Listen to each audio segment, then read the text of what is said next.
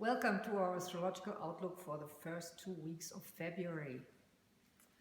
My name is Raymond Merriman, and I'm here with Antonia Langsdorf of Cologne, Germany, and we're going to conduct a short interview on the aspects of importance for the first 2 weeks of February. We're going to talk about world affairs and their possible influences on some sun signs or world leaders or planetary position in individual horoscopes. That's right.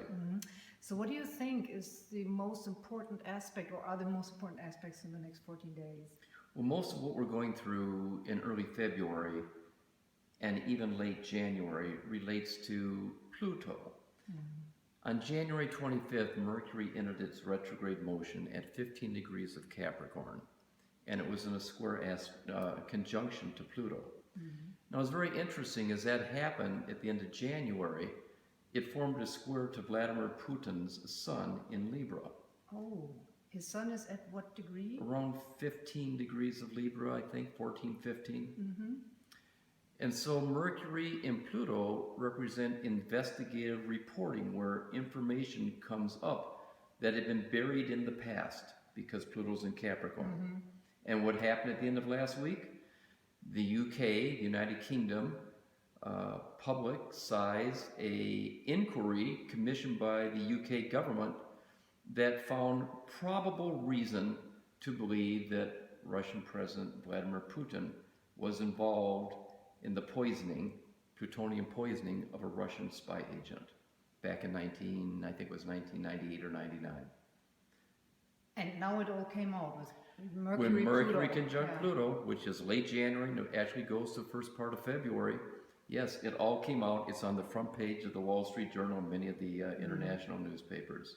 So would you say that the degrees of 15 and 16 of cardinal, meaning Capricorn, Cancer, Aries, and Libra, are critical? So if, Yes. if you have your sun, if you're born with these degrees, it's critical? If you have your sun, you have your moon, any important planet at those degrees, you might go through something similar to what Vladimir Putin is going through, where maybe you feel information about you that thought was buried in the past, covered in the past, is now resurrecting, and you have to confront these same accusations once again. Okay, yeah, for him it could have severe consequences. Well, as they concluded in one of the articles I read, this means that he may have to remain present for life because due to international protocol, you can't bring murder charges up against a ruling government official. So that would play in his hands, actually.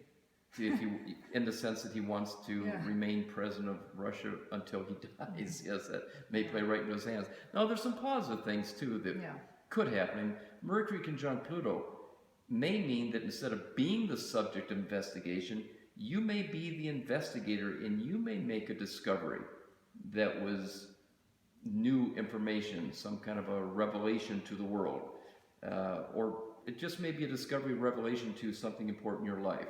So revelations come up here, dealing with the past through investigative or research efforts that have a profound effect upon the person doing the research or the subject of his or her research.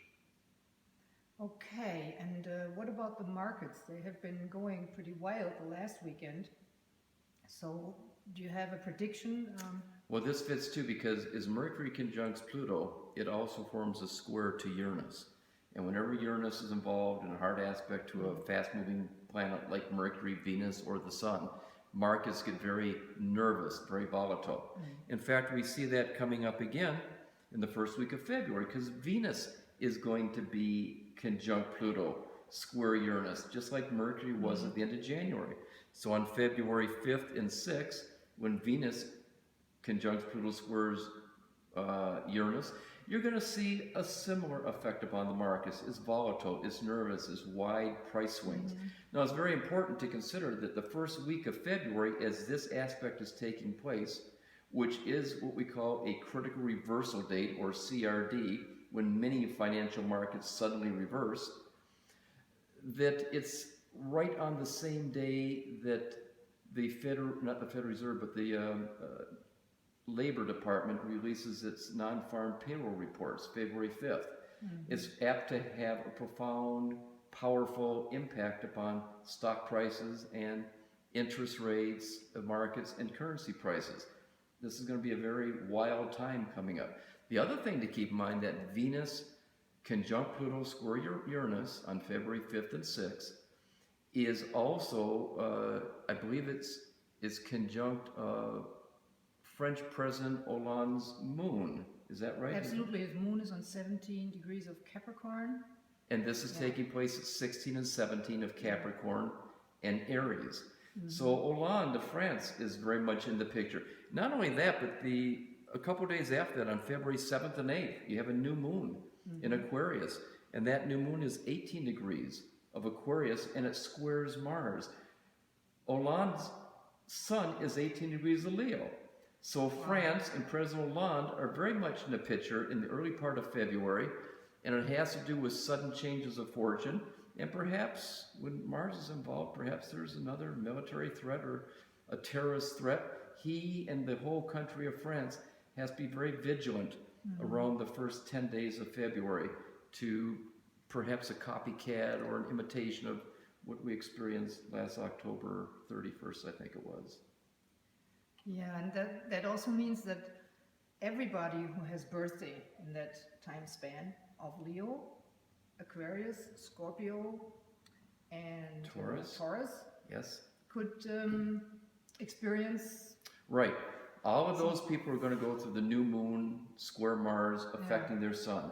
So this is positive in the sense that they may have more energy than usual, and they may start things, new projects that be very exciting. But it requires a certain amount of caution too, because when you get a new moon and Mars involved, there is a tendency to confront, to be combative, to get into disputes and arguments. And then you may have a war going on and you're fighting a battle. You may win the battle, but you don't proceed in the way that actually helps you win the greater war. Yes. So it's very important to have a greater strategy. Not only You need to for have the a next strategy. 2 weeks. You have to. Absolutely. You need to have the strategy for long term, not just the next couple days when we get into early February. Now, right after that, heliocentric Mercury goes into Sagittarius, February 12th, I think it is. And so for the next 10 days after that, again, you get volatility because heliocentric Mercury in Sagittarius is wide price swings, especially in precious metals and currencies. So it's going to be a pretty wild month coming up in February, and especially those first February 5th to about the 12th, and then February 12th to about the 22nd. There's another one that, and they have similar themes as far as markets are concerned. Wild moves. Wild moves. So don't panic. Don't panic. If you're a trader, be nimble, be active. You can make money in short amounts of time. If you're an investor, be careful about getting rid of your position because of a wide swing in prices, because it could suddenly reverse right back again too.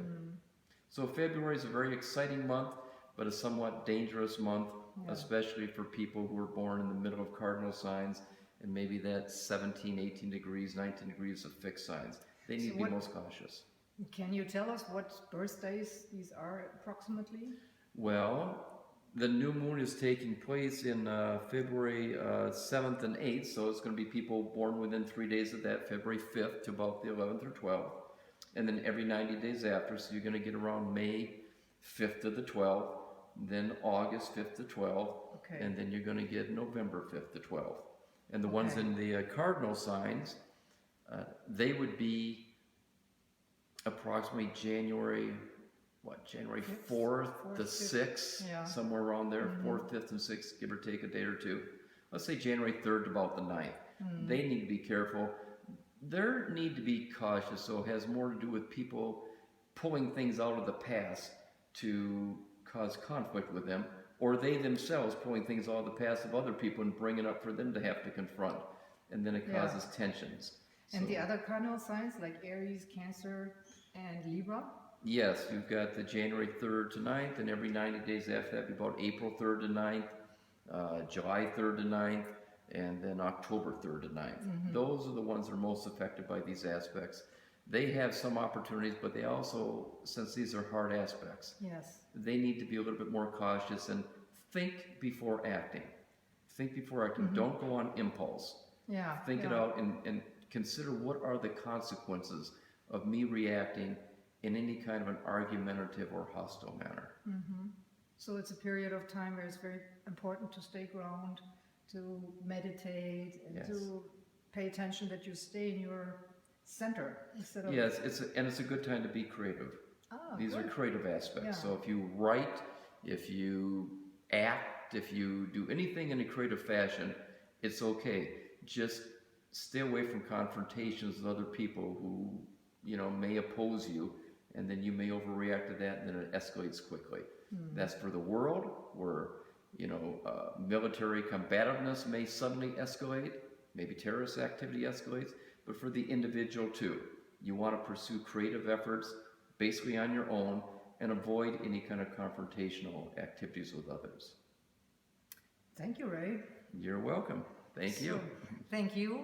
And we will probably discuss further aspects. We'll try to do this maybe every month around the new moon, bring up Exactly. another outlook for the next couple weeks involving markets and world affairs. Thank you. Thank you.